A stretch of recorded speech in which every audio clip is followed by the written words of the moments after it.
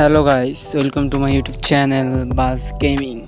তো আজকে এই ভিডিওটা করতে যাচ্ছি আপনার কিভাবে বাস সিমুলেটর ইন্দোনেশিয়াতে স্কিন লাগাবেন, অ্যানা, হানিফ এগুলো।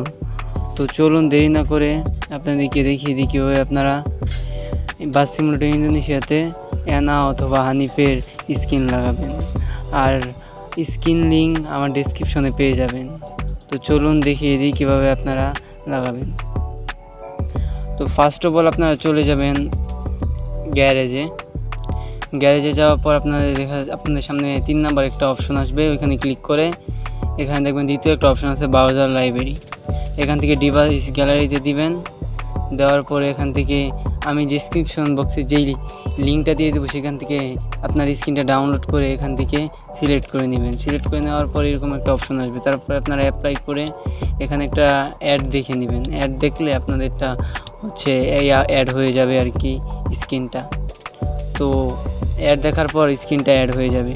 তো খুব সহজে আপনারা যে কোনো বাসের স্ক্রিন লাগাতে পারবেন বাস সিমুলেটর ইন্দোনেশিয়া গেমে। তো নতুন নতুন ভিডিও পেতে আমার চ্যানেলটা অবশ্যই সাবস্ক্রাইব করে দিবেন। ভিডিওটা ভালো লাগলে লাইক করে দিবেন। ধন্যবাদ।